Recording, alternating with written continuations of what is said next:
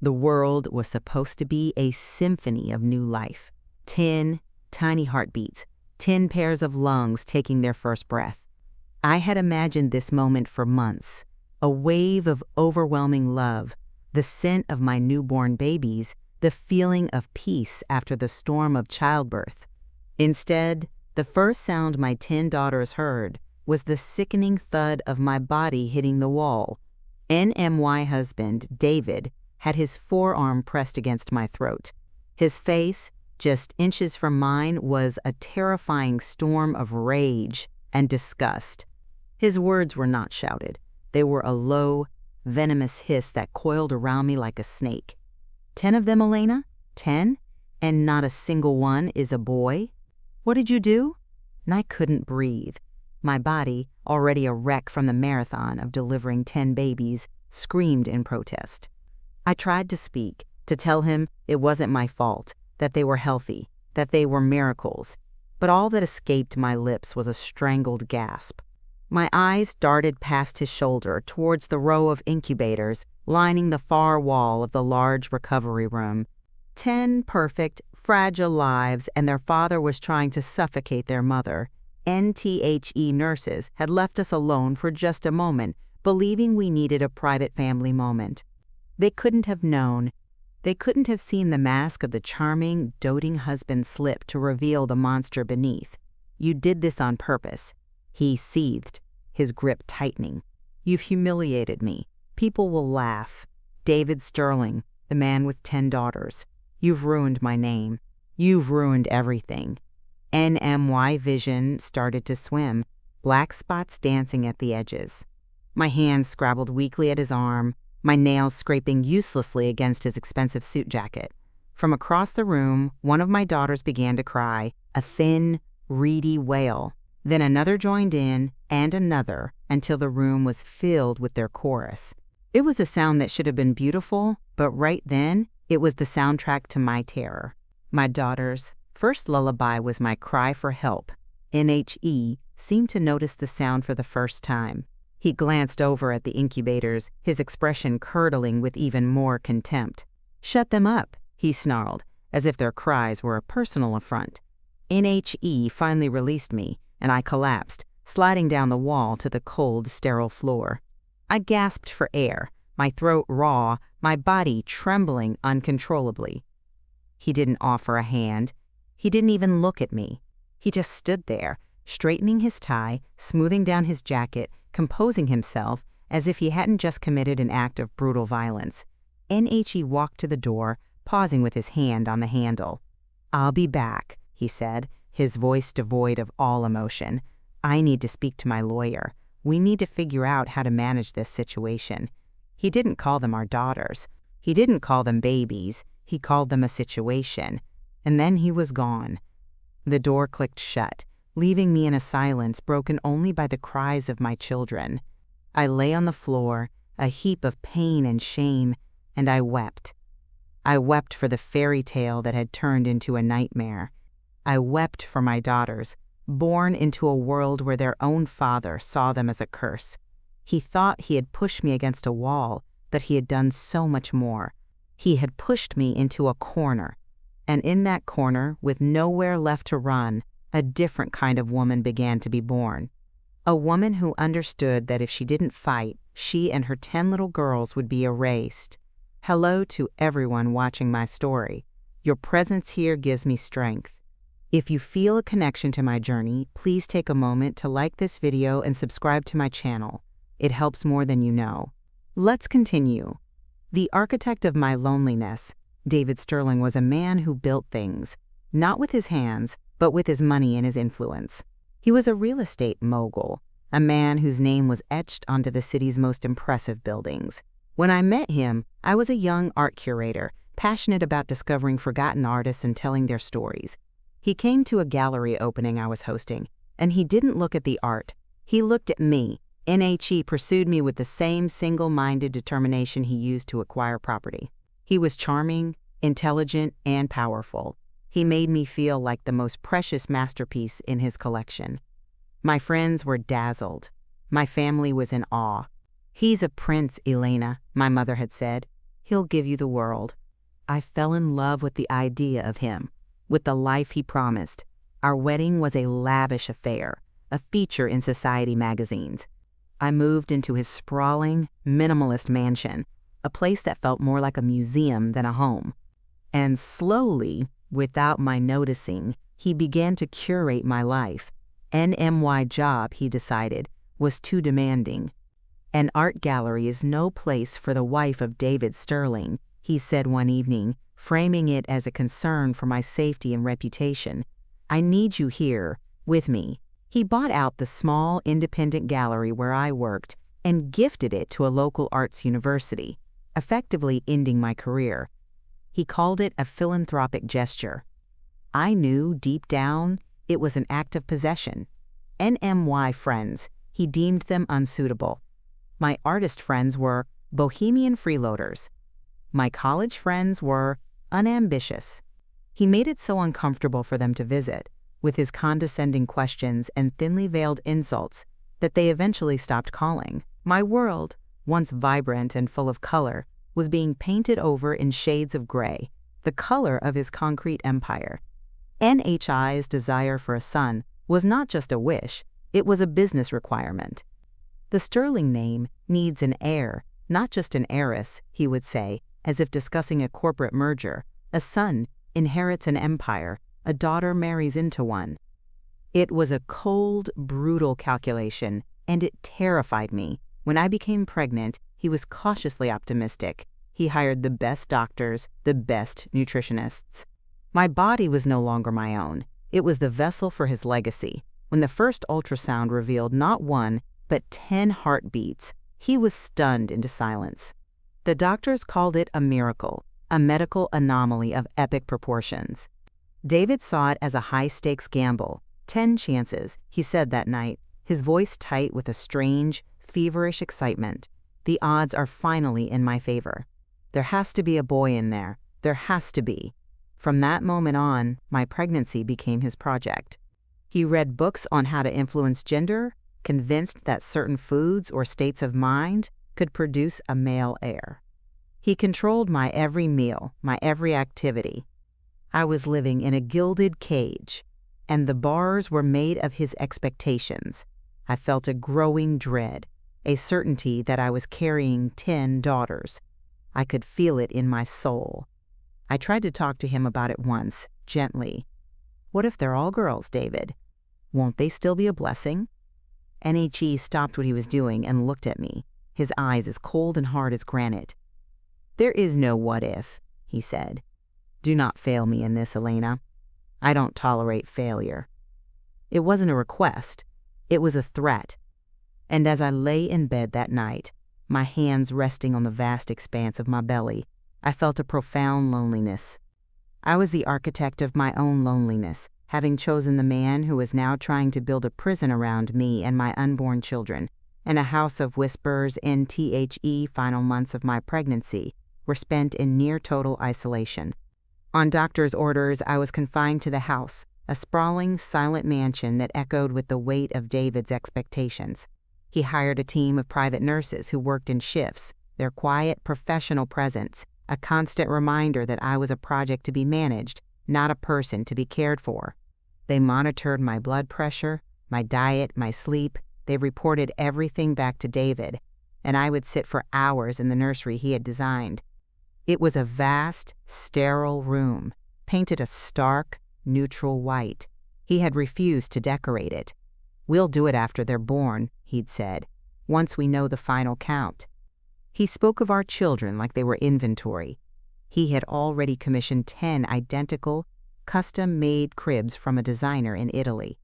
They sat in the room like empty, white vessels, waiting to be filled with his heir and his heir's 9 sisters. NHI's obsession with having a son grew more frantic as the due date approached. He started talking about old family lines, about bloodlines and dynasties.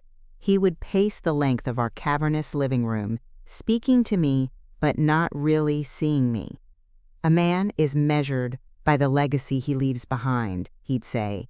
Buildings turn to dust, money gets spent, but a son is forever, I felt like a ghost in my own home. The staff, all handpicked by David, moved around me with a quiet deference that bordered on fear. They knew their jobs depended on the master of the house being happy, and the master's happiness depended entirely on the contents of my womb. The house was full of whispers. I'd catch the maids glancing at my belly with a mixture of pity and awe. I'd hear the gardeners talking in hushed tones about the 10 babies. I was a local legend, a curiosity, the woman carrying the future of the Sterling dynasty. The emotional abuse was subtle but relentless. He would make comments about other families, about his business partners who had sons. Tom's boy just got into Princeton. He'd say at dinner, "He's a natural leader. It's in the blood." The implication was always clear. My blood had better produce the same. He never raised his voice. He never had to. His disappointment was a physical presence in the room, a cold fog that seeped into my bones. And I found solace in small, secret acts of rebellion. I would hum lullabies to my belly, soft, gentle songs that I knew were for my daughters. I secretly ordered a set of 10 small embroidered blankets online, each with a different flower: rose, lily, daisy, violet, poppy, iris, dahlia, marigold, lavender, and camellia. I hid them in the back of my closet, a secret garden of hope in a house of stone. These were my daughters, my flowers, and I would love them fiercely no matter what. NTHE day of the delivery was scheduled. A team of specialists at the city's top hospital was assembled. It was less a birth and more a meticulously planned medical event. The night before, David came into our bedroom. He didn't touch me. He just stood at the foot of the bed, his hands clasped behind his back. "Tomorrow," he said, his voice low and intense. "Our lives begin. Don't let me down." And I lay awake all night, my heart pounding with a mixture of fear and a strange, defiant calm. I knew what was coming. I knew I was carrying 10 girls. And I knew that when he found out, the man I had married would cease to exist, and the monster he had kept hidden would finally emerge. I was not just preparing to give birth to my children. I was preparing for war. The verdict NTHE operating room was cold and overwhelmingly bright. It felt less like a place of birth and more like a command center, filled with the quiet, focused energy of nearly 30 medical professionals. David stood in the designated corner, dressed in scrubs, looking utterly out of place. His usual air of command was gone, replaced by the raw, nervous tension of a man who had lost control, a feeling he despised more than anything. NTHE procedure was a marvel of medical coordination. One by one, my babies were brought into the world. Each birth was announced with a clinical precision that belied the miracle of it all. Baby A, female, healthy. A wave of relief washed over me. She was safe. Then, baby B, female, healthy. I saw David's jaw clench. Baby C, female, healthy. He started pacing, a tiny, agitated circle in his corner. With each announcement, the atmosphere in the room shifted. The nurses and doctors, sensing the rising tension, became even more professional, their voices softer. They were trying to protect me, I realized. They were trying to shield me from the storm that was brewing in the corner. I closed my eyes, focusing only on the sounds of my daughters' first cries, etching each one into my memory. They were the only things that mattered. And baby G, female, healthy. David let out a sound, a choked, guttural noise of disbelief. And baby H, female, healthy. He stopped pacing and stood rigid, his hands clenched into fists at his sides. And baby I, female, healthy. Finally, the last one. Baby J, female, healthy. Congratulations, Mrs. Sterling. You have 10 beautiful, healthy daughters. And a quiet cheer went through the medical team. They had done it, a historic, successful delivery. But I felt no joy. I only felt a cold, creeping dread. I slowly turned my head to look at David. His face was a blank mask, but his eyes were burning with a cold fire I had never seen before. He didn't look at me. He didn't look at the nurses who were carefully tending to his newborn children. He simply turned, pushed through the door, and vanished. NTHE hours that followed were a blur. I was moved to a large, private recovery suite. The nurses brought my daughters to me, one by one, for a few precious moments of skin-to-skin contact before they were taken to the neonatal intensive care unit for observation. I counted them my 10 flowers: rose, lily, daisy, violet, poppy, iris, dahlia, marigold, lavender, and camellia. I whispered their names to them, a secret promise between a mother and her children. NTHE hospital staff was incredible. They buzzed around me, their kindness a stark contrast to my husband's cold departure. They told me he had left the hospital. He hadn't signed any paperwork. He hadn't spoken to a single doctor. He had just disappeared. My calls to his cell phone went straight to voicemail. NHE returned late that night, long after visiting hours were over. He must have bribed or threatened a security guard to get in. He didn't knock. The door swung open, and he stood there, his face pale, his eyes hollow with a rage that seemed to suck all the air out of the room. He was no longer the charming mogul. He was a predator and, "What have you done to me?" he whispered, advancing into the room. That's when it happened, the confrontation from my hook. He backed me against the wall, his forearm on my throat, his words a torrent of venom. He accused me of ruining him, of shaming his name. And as my daughters cried from the nursery down the hall, their voices a testament to the life I had created, their father was trying to extinguish mine. When he left, promising to return with his lawyer to manage the situation, I knew my life was irrevocably fractured. The verdict was in. In his eyes, I had been tried and found guilty of the one crime he could not forgive. I had given him daughters instead of a son, and for that crime, he was going to make me pay. But as I listened to the cries of my 10 little girls, I knew I wouldn't be paying his price. I would be setting my own. An alliance in the shadows NTHE silence David left behind was more terrifying than his rage. The hospital, once a place of safety, now felt like a prison where I was a sitting duck, waiting for his next move.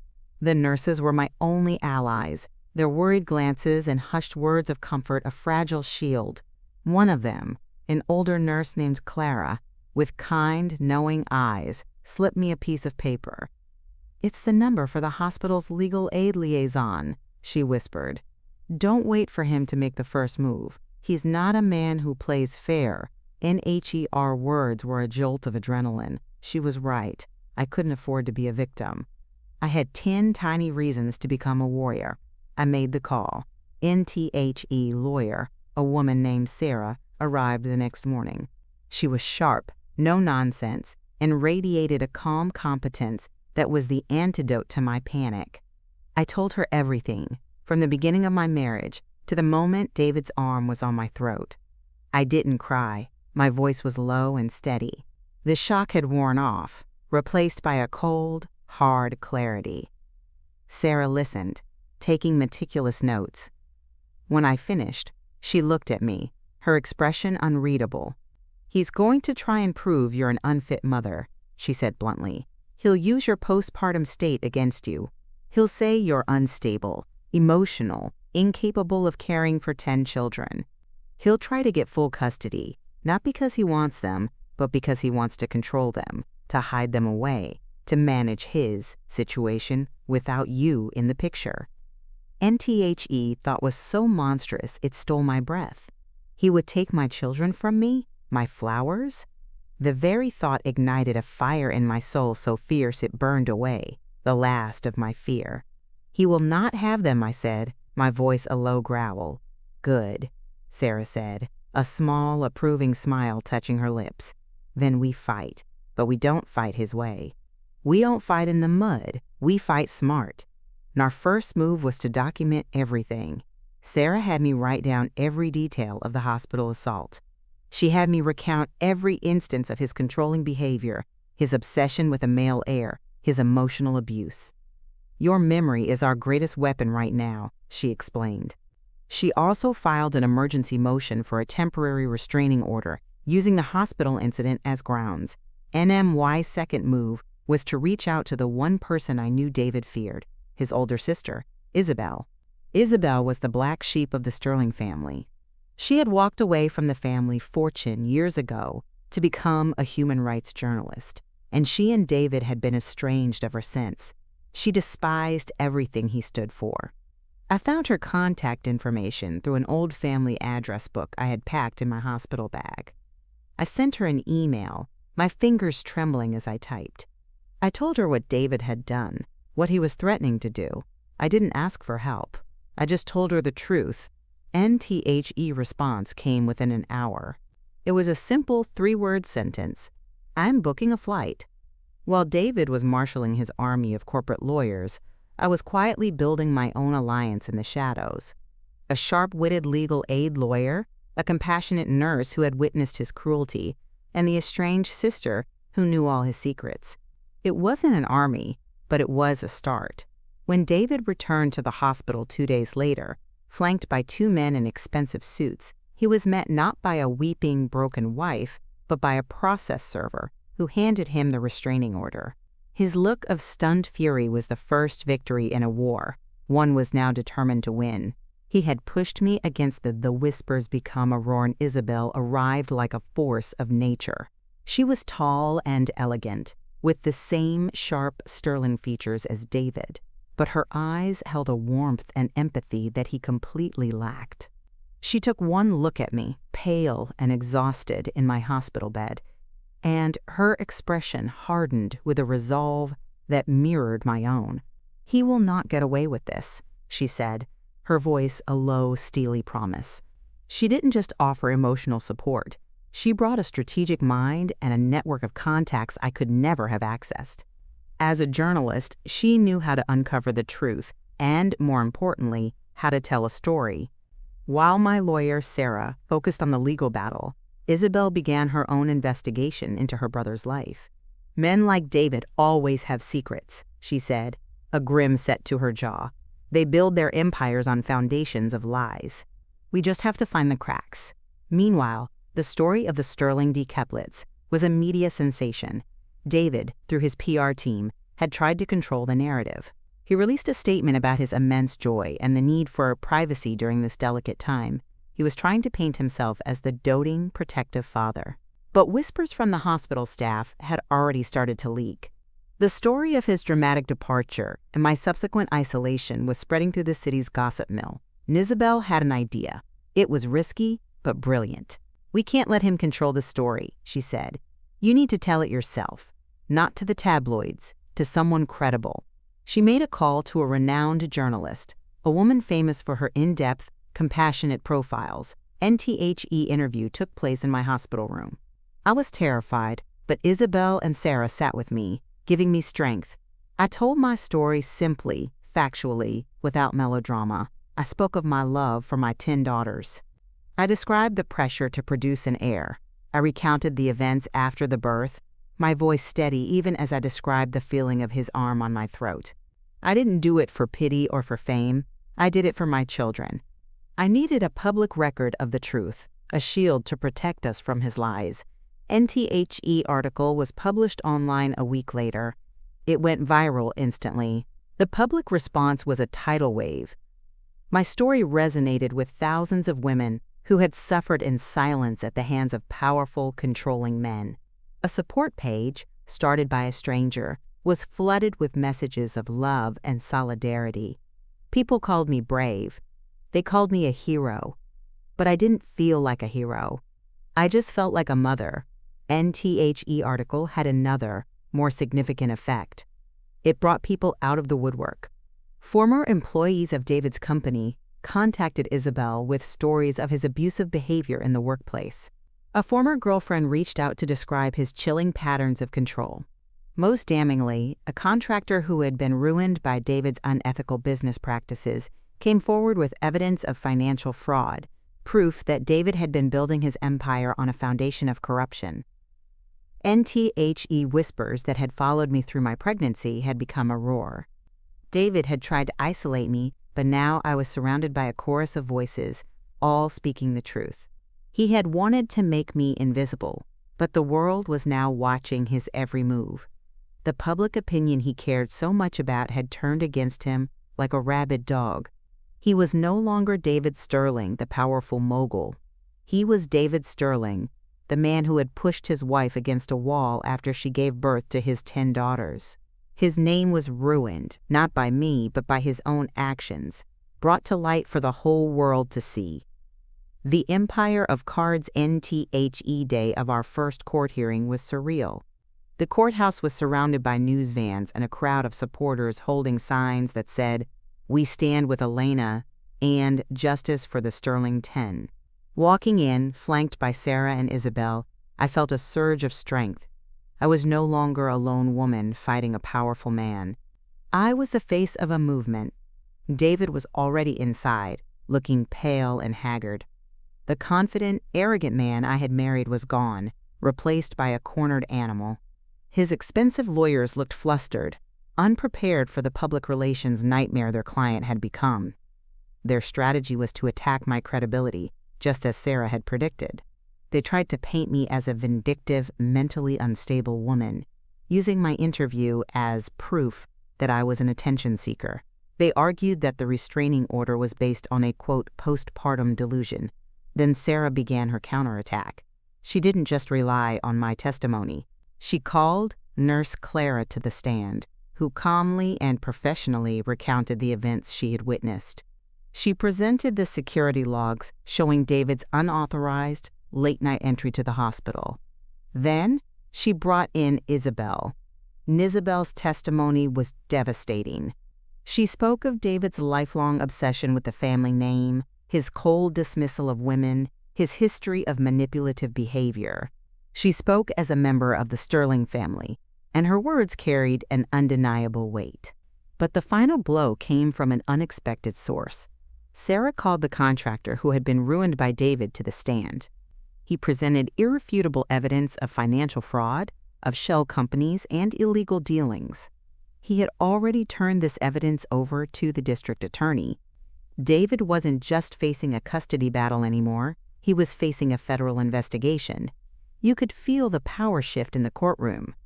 David's empire, which had always seemed so solid and indestructible, was revealed to be a house of cards, built on fear, intimidation, and illegal activities. And it was all tumbling down. NTHE judge, a stern woman with a reputation for fairness, looked at David with undisguised disgust.